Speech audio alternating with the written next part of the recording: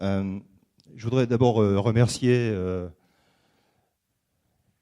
Pierre de son invitation, Nadine et toutes les insoumises et les insoumis de Limoges pour avoir organisé cette réunion. Ça fait chaud de vous voir là tous. Ça veut dire que toutes les graines qu'on a semées depuis février 2016 où a été créée la FI ont germé. Je suis pas très optimiste moi, sur quelques points parce que ce dont François parlait, ce dont Gabin parlait tout à l'heure, ce dont parlait Nathalie, et qui concerne en fait tout ce qui est mis en œuvre aujourd'hui pour déliter le lien qui existe entre vous, entre nous, entre les gens. On peut penser que c'est quelque chose qui est fait, qui est le résultat d'une politique. En réalité, c'est une méthode, c'est un système, c'est quelque chose qui est en train de broyer les gens parce que ce qui va permettre à Macron et à sa bande d'ultralibéraux de mettre en œuvre la politique qui est la leur, qui n'est pas une politique nouvelle, hein. C'est l'école de Chicago, ça date des années 60-70, c'est ce que Thatcher a fait en Grande-Bretagne, c'est ce que Pinochet a fait au Chili, c'est pas joli.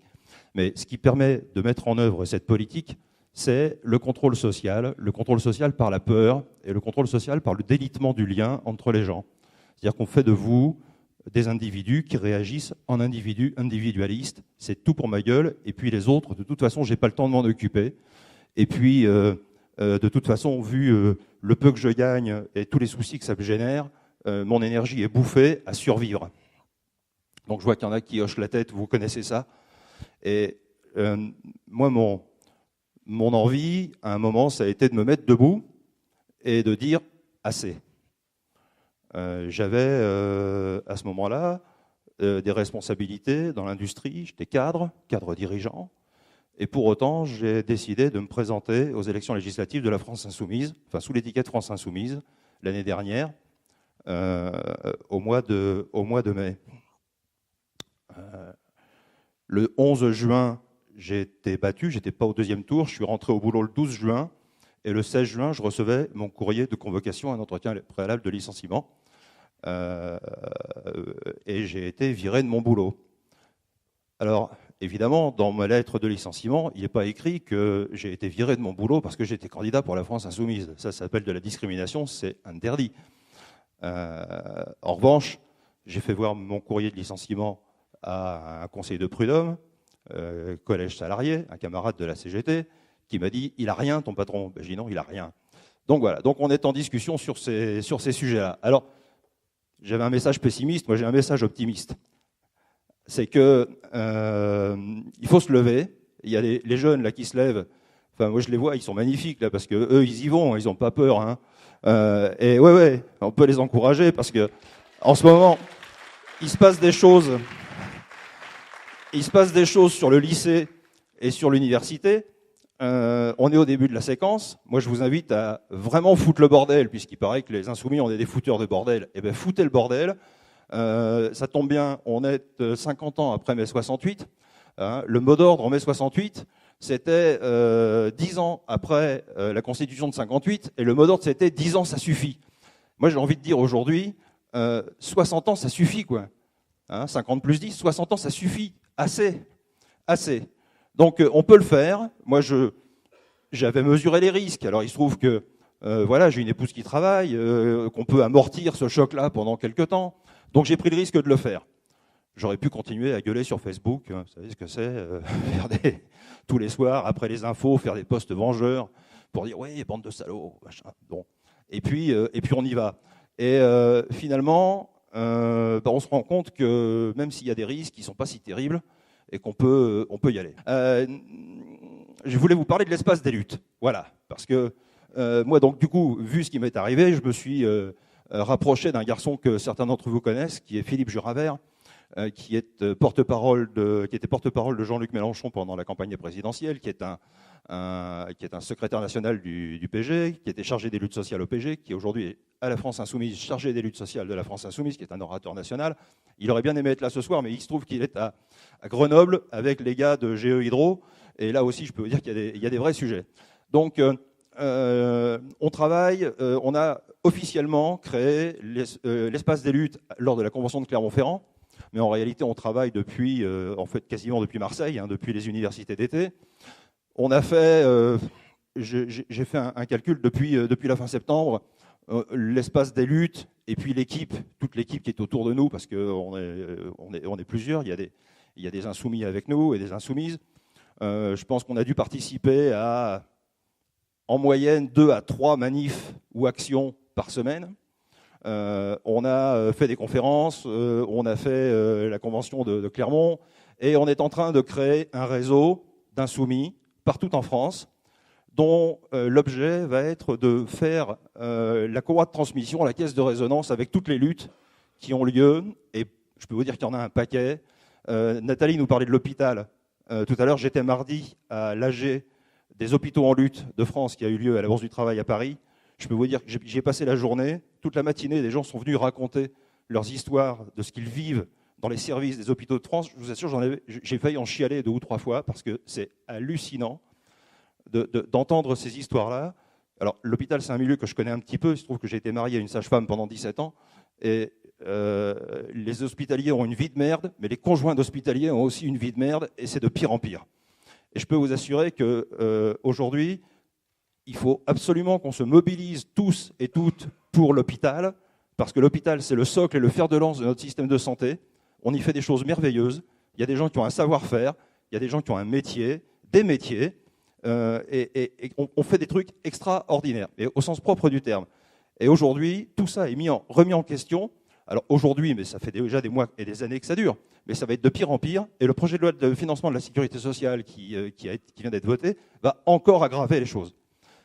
L'objectif de Mme Buzyn et de ses affidés, c'est de faire en sorte qu'un malade ne reste pas plus de 24 ou 48 heures à l'hôpital, quelle que soit sa pathologie, quelle que soit l'opération qu'il a subie, et qu'il aille faire, n'est-ce pas, de l'ambulatoire, c'est-à-dire qu'il rentre chez lui ou chez elle, et puis qu'on le soigne depuis son domicile. Mais ça ne marche pas. Il y a des gens qui n'ont pas de domicile. Il y a des gens qu'on opère à l'hôpital parce que l'hôpital public accueille tout le monde et qui ne peuvent pas rentrer chez eux après leur opération le lendemain parce qu'ils n'ont pas de chez eux. D'accord ? Donc il faut vraiment qu'on se batte tous et toutes contre ce système qui est en train de ruiner ce lien qu'on a et qui fait notre République. Liberté, égalité, fraternité. La fraternité, c'est ça. La fraternité, c'est pas je suis ton frère, tu es ma sœur, c'est pas le truc des bisounours. La fraternité, c'est je te regarde et tu es moi et je suis toi et nous sommes les mêmes. Quel que soit notre âge, notre couleur de peau, notre religion et toute cette sorte de choses. La fraternité, c'est je suis toi et tu es moi et nous sommes identiques. Les gens ne sont pas différents les uns des autres. Ils ont des singularités. Hein. Il est petit, il est grand, il est blond, elle est brune. Enfin, mais nous ne sommes pas différents les unes et les uns des autres. Si je me coupe, on saigne tous de la même couleur. Et c'est ça qui fait que nous sommes en fraternité. Et la fraternité de notre devise républicaine, c'est ça. Donc faisons vivre ça parce que ça va être le seul moyen d'empêcher Macron et sa bande de nous la faire à l'envers. Voilà. J'avais encore plein de choses à dire. Je pourrais vous rester des heures à vous parler de la France insoumise et des espoirs que ça a soulevé chez moi. Je me suis mis debout et voilà. Résistons parce que voilà, ceux qui vivent, ce sont ceux qui luttent. C'est la devise de l'espace des luttes de la France insoumise et je vous la livre et je vous en fais cadeau. Merci à tous.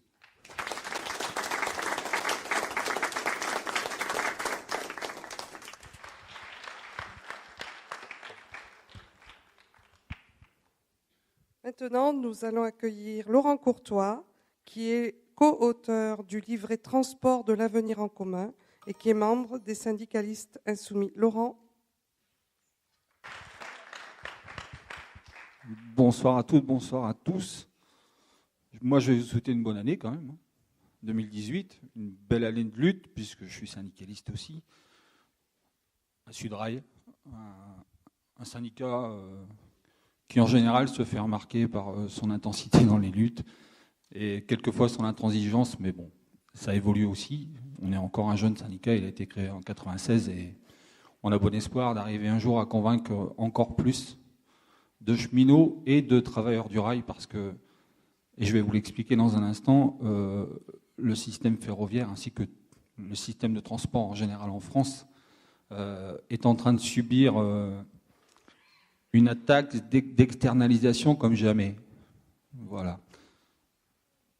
Donc je suis cheminot, j'ai eu la chance de rentrer dans cette grande entreprise. C'est une grande entreprise, c'est un fleuron mondial ferroviaire qu'on veut que les libéraux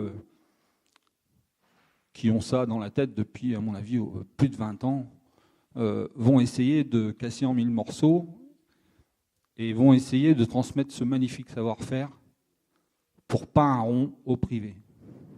Voilà ce qu'ils veulent faire. Une petite présentation de ce livret thématique et des livrets thématiques en général.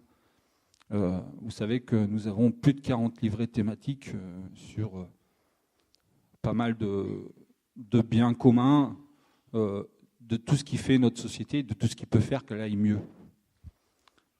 On a eu cette chance, je trouve que c'est une chance, c'est d'avoir l'opportunité de mettre au service des autres nos expériences, qu'elles soient syndicales, mais aussi surtout nos expériences techniques. Parce que ce qui caractérise aussi la doctrine libérale, c'est qu'elle est derrière une théorie, mais techniquement, souvent, elle est très pauvre. Nous avons la technique avec nous. Et les gens de terrain le savent très bien. C'est à partir de là qu'on arrive à convaincre les gens. Donc moi, je suis un peu plus optimiste que Guillaume. Même si je sais que pour moi, cheminot, l'année 2018 va être difficile. J'ai connu 95. Ça reste une période de ma vie difficile sur la durée de la lutte, qui a duré 28 jours.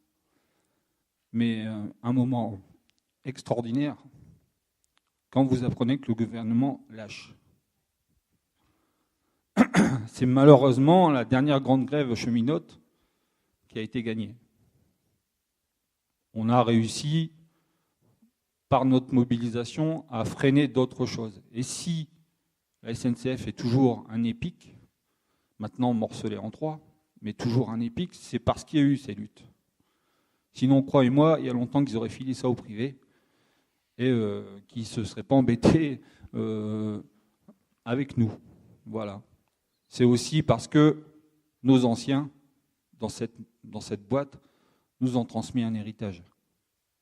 La culture cheminote n'est pas morte, je vous le dis. On essaie par tous les moyens de la raboter, mais elle n'est pas morte. Sur le livret de transport, bien sûr, ne traite pas que du chemin de fer. Il traite de tous les moyens de transport. Je sais qu'ici, dans la région, vous avez une arlésienne qui s'appelle RN 147 et qui fait couler beaucoup d'encre depuis bien longtemps et qui me fait penser, je suis originaire du Nord, le sud du département qui est le plus rural, qui me fait penser à la RN2 chez nous, où ça fait 40 ans qu'on nous promet le doublement et qu'on attend toujours. Voilà, pour désenclaver nos circonscriptions et nos arrondissements. Voilà. Il faut savoir que le département du Nord est coupé en deux. Sous Valenciennes, on n'existe plus. Voilà. Et un point commun avec le Limousin, c'est que la région du Nord, Nord-Pas-de-Calais, a été très très longtemps tenue par les socialistes. Il faut dire les choses aussi, appeler un chat un chat. Voilà. Ce livret thématique, évidemment, je n'ai pas tout fait tout seul, et bien heureusement, on est à l'origine 2 animateurs, un homme et une femme. Karine Monségu, qui est syndicaliste maintenant, secrétaire général de CGT Air France, qui a été élu il y a très peu de temps, et qui a remplacé un autre de nos amis qui s'appelle Mehdi Kemoun, qui, vous les connaissez tous, hein, ils ont un peu arraché une chemise. Donc, ces gens-là m'ont aidé pour l'aérien, un spécialiste des transports fluviaux aussi, qui nous a aidé beaucoup, des usagers, des personnes, des associations d'usagers, de la FNOT, je sais, ça peut surprendre, mais sont venus nous aider, et des dizaines de techniciens qui se sont mis spontanément au service. Bon, on en connaissait quelques-uns, donc on les a sollicités, Mais on arrive dans une deuxième phase de travail. On a présenté notre programme, nos propositions. Vous pouvez les retrouver d'ailleurs. Vous allez sur le site France Insoumise, vous tapez livret thématique, vous choisissez le thème que vous voulez. Vous aurez en face de vous le nom des deux co-animateurs et leurs coordonnées. Vous pouvez échanger. Donc maintenant, on arrive dans une deuxième phase où on va commencer à élargir le travail pour enrichir ces livrets et faire évoluer aussi notre programme, l'avenir en commun. On le fait en relation directe ou presque directe avec le groupe parlementaire, puisque même s'ils ne sont pas beaucoup, on a des députés ont été désignés pour suivre tel ou tel livret, et donc en général ils sont 2. Sur le livret transport, il s'agit de Loïc Prudhomme, qui est député de la Gironde, et Mathilde Panot, qui travaillent avec nous et qui sont demandeurs de l'expertise de ces livrets. Une autre, évidemment, on est au service des groupes d'action. Et c'est surtout à ça que je voulais en venir. Et puis remercier évidemment les groupes d'action qui nous ont invités aujourd'hui. On est à votre service. Si vous avez des problématiques sur les transports, n'hésitez pas. Contactez-nous, on viendra, on se libérera. Moi aussi, j'ai été candidat aux législatives. Je suis retourné au boulot après le premier tour, évidemment. Mais je continue à animer ce livret et on est en train d'étoffer l'équipe. On était 12 ou 13, je crois, au début. On arrive à 62, 63. Ça commence à prendre forme. Ça prend du temps parce que les gens donnent le temps qu'ils ont. Mais c'est quelque chose d'infiniment plus enrichissant, je trouve, que d'être dans une organisation bien fixée où les gens viennent parce qu'ils sont quasi obligés de venir. Là, les gens se mettent à disposition et ça, c'est une force incroyable. Donc ici, on a échangé aujourd'hui avec le secrétaire régional des cheminots, CGT, ce midi en mangeant. Il y a des vraies problématiques au niveau de ferroviaire. On a bien conscience qu'on vous a promis des choses. D'ailleurs, je voudrais mettre... J'ai vu quelques déclarations de vos nouveaux députés dans la presse. On vous a promis des choses sur Limoges-Poitiers. Quand je vois la configuration de la voie, c'est une voie unique. Et ce qu'on vous promet pour vous amener à moins de 3 heures de Paris, je me dis que ce n'est pas gagné, quoi. Et là, c'est le technicien qui vous parle. Puisque mon métier, moi, c'est de préparer ces grands travaux-là. Moi, je pense qu'il est plus judicieux de garder la ligne Paris, Orléans, Limoges, Toulouse, d'y faire des travaux et d'augmenter la vitesse sur cette ligne. Voilà. Je pense que c'est la solution de bon sens. Il y a apparemment 1,2 milliard de provisionnés pour des travaux de régénération sur cette ligne. Moi, pour l'instant, je connais un peu la programmation triannuelle, puisque j'ai la programmation jusqu'en 2021. J'ai pour l'instant 2 tronçons d'inscrits. Le deuxième est encore en balance pour la budgétisation.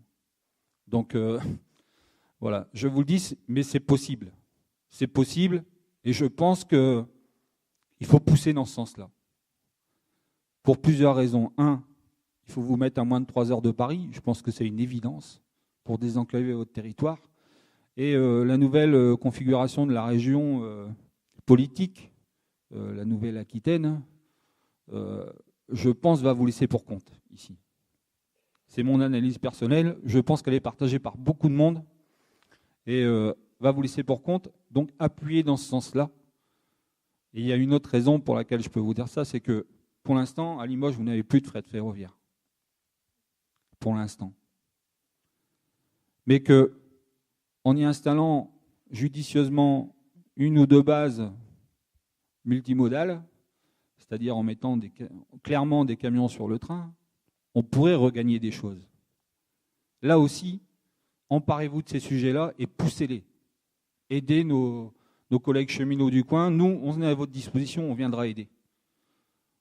Au niveau des infrastructures, je dirais fluviales, voies navigables, tout ça, c'est moins, vous êtes moins dotés que beaucoup de régions, malheureusement. Mais ça peut aussi résoudre vos problèmes de N147 et de celle qui part vers, si je me souviens bien, vers Angoulême, là, où apparemment il y a des fils de camions partout, là.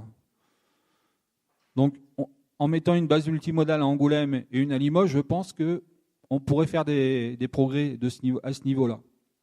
En tout cas, nous, c'est le sens qu'on a voulu donner à ce livret aussi pour le report modal, parce que, vous le savez peut-être ou pas, mais 80% des marchandises dans ce pays sont transportées par la route. Donc forcément, quelque chose de pas très écologique. Et comme nous, on a gardé l'essence même du programme dans nos propositions pour les transports, on a bien retenu ça, et il y a un moyen technique très facile de le faire, c'est le ferroutage. C'est encore plus facile parce que c'est nous qui avons inventé ces wagons-là. Ils sont maintenant en Suisse. Mais c'est nous qui avons inventé le système Modalor, et c'est nous qui pouvons le mieux le mettre en œuvre. Voilà, donc pousser vers ça, le syndicaliste que je suis, si j'ai un seul message à vous donner, j'aurai 50 ans en mars. Et 68-2018, ça me paraît pas mal, quoi, pour commencer quelque chose. Donc engagez-vous, parlez-en autour de vous, parce qu'une lutte, ça ne se mène pas tout seul. Et une lutte, ça se prépare. Ça se prépare en parlant autour de nous, en s'emparant des sujets. Ne vous éloignez pas de tout ça, même si des fois ça vous paraît très loin, mais ne vous en éloignez pas. Informez-vous, allez sur nos plateformes et je vous assure que vous aurez les arguments pour pouvoir convaincre.